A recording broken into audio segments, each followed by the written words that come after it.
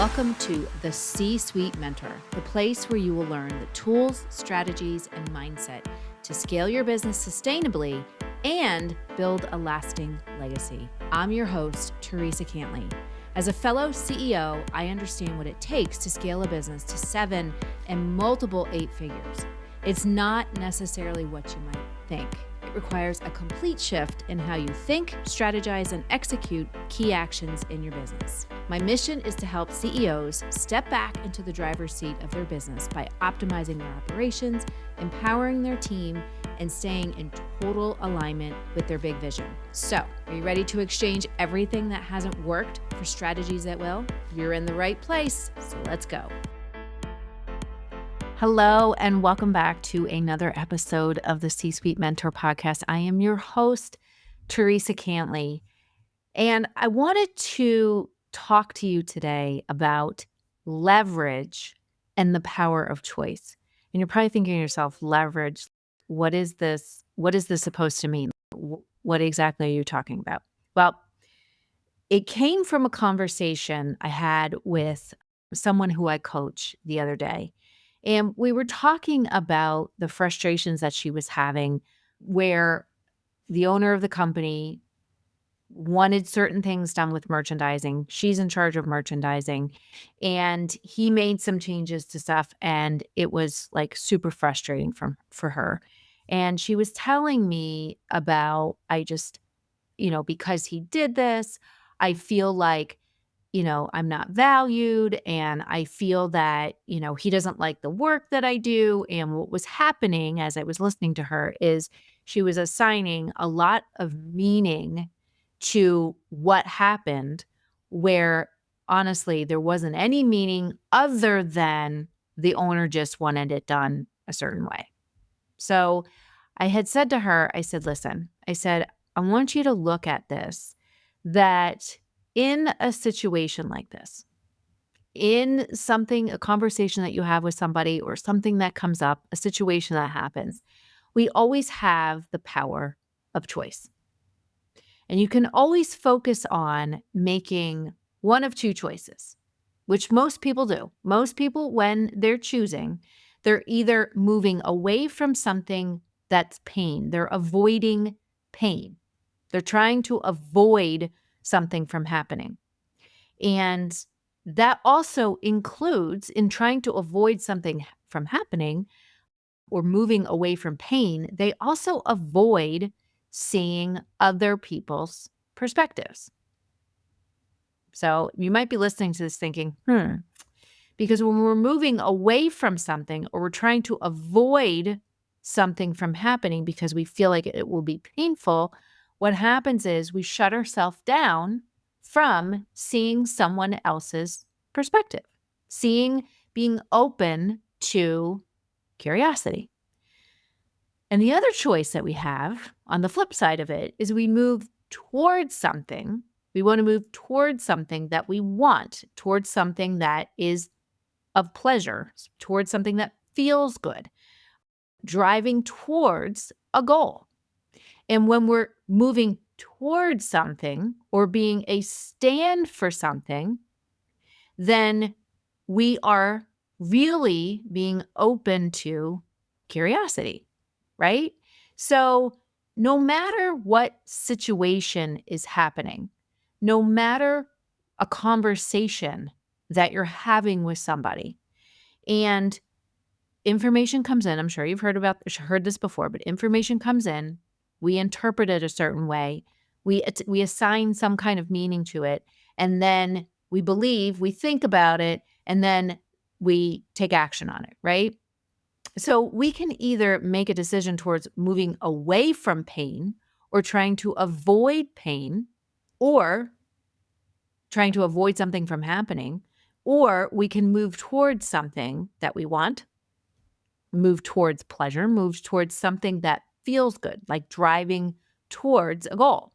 And the truth is that as I talk to people all day, every day, and I'm coaching lots of people, and especially with managers right now, because things in our world are just so uncertain and so up and down. And, so many people take things personally. Our like leadership out there included, people are constantly trying to move away from something. And I hear it a lot, being against something, fighting against something. And many times what happens is they end up fighting against themselves. They're trying to prevent something from happening. And what that leads to is really when we're trying to prevent something from happening, it leads to us building and creating and functioning and planning based on whatever circumstance is happening in that moment. But if we choose to be a stand for something and we want to move towards, we choose our thinking about a particular circumstance, a situation, a conversation, whatever, we choose to shift our thinking about it and being a stand for something that enables us to actually plan and build and focus on moving ourselves towards a goal and aiming for something that we want to happen in the future. And I think people are struggling with this now more than ever because I think it's easier for us to choose that path of fighting against something or trying to avoid. I mean, I hear this all the time. Well, I'm trying to avoid the business failing, or I'm trying to avoid whatever it is that we're doing. I'm trying to avoid having it not work. Well, the truth is that at the end of the day, whether you choose to move forward to something or you're trying to avoid something, we don't have control over exactly what happens, right? So I think that in my opinion, working with people and coaching people for the past 10 to 15 years, I think it comes from that power of choice and our ability to choose one or the other. I think when we get down to the nitty-gritty, I think it comes down to that belief that we have about what's possible or not possible for us in a situation. And I think that comes from where we derive our self-esteem, our value from. So if you are a person who constantly takes things personally or constantly gets offended or is constantly trying to move away from or try to avoid pain, it might be that you are deriving your self-esteem, value, worth, all of those things from something external. And that can be circumstances that happen. So, for example, when I first started my business, I came from corporate. I kind of had to relearn everything I knew about marketing, about business, because I was in a complete analog business, meeting with people live, doing things live, like really webinars and all those things, like way back then, were only starting to happen. So when I left corporate and started my coaching and consulting business, I had kind of had to relearn or really understand like the difference between having an online business and building a business online. Because I kind of had building a business online mastered somewhat for that point in time. But I had to relearn all these things. And I really got into launching, to doing webinars, to doing live video series, to doing live launches and all these different things, challenges. And I would do launch after launch after launch and things weren't working. So what did I start to do is I started to get into perfection so that I could avoid it not going wrong. I tried to control everything so that I would avoid that pain of another launch failing. And what happened is that I was saying, I'm a failure. I'm not going to be good at this business. I'm not good at this business and this is never going to work.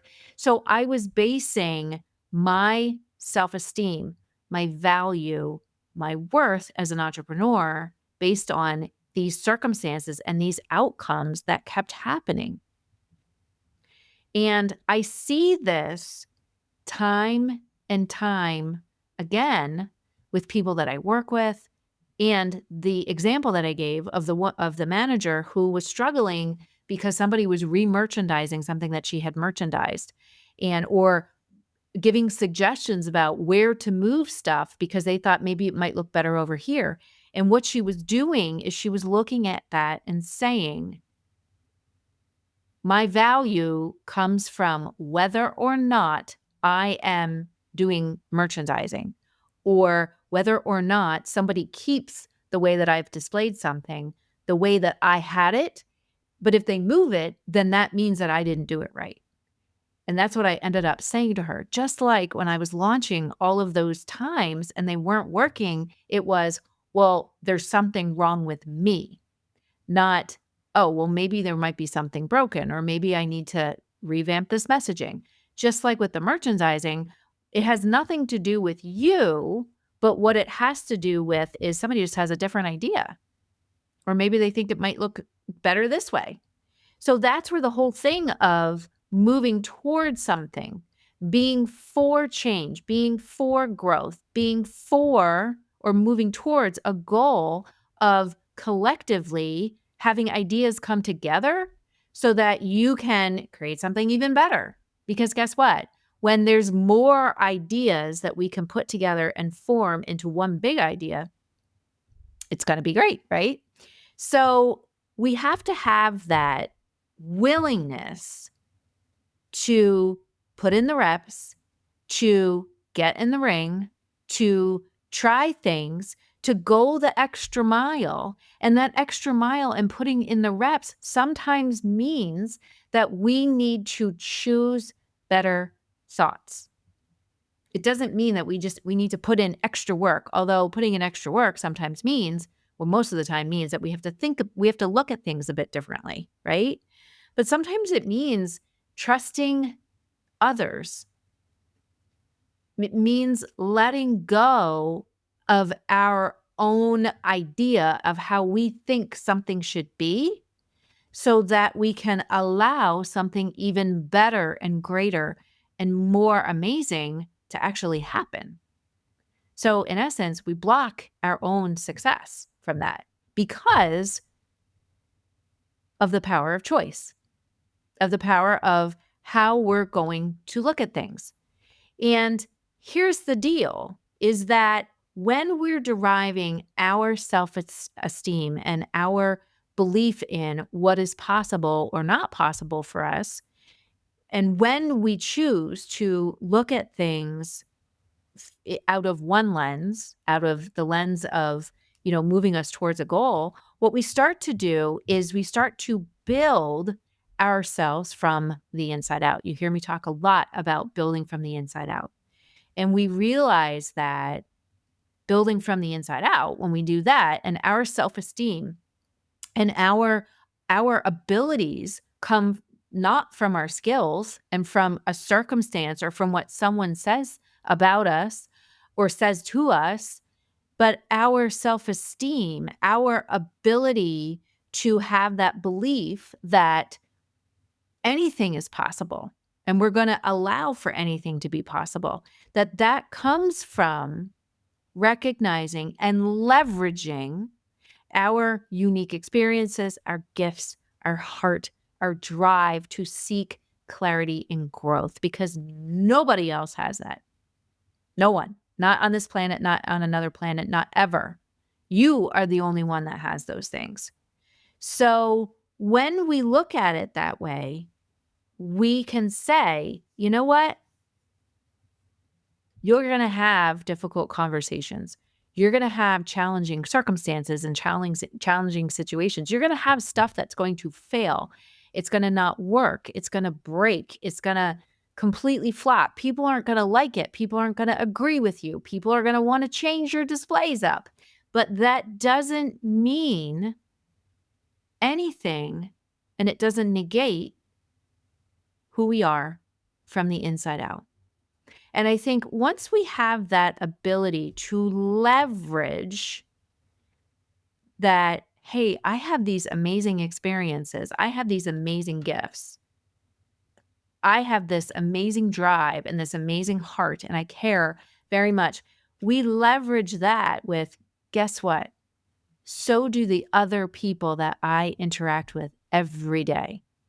And we can recognize that and leverage that to say, hey, I'm going to stay open and be curious about maybe what your ideas are. Or I'm going to be curious as to maybe looking at things saying, you know what, I never thought about it that way. And I'm going to look at this a little bit differently.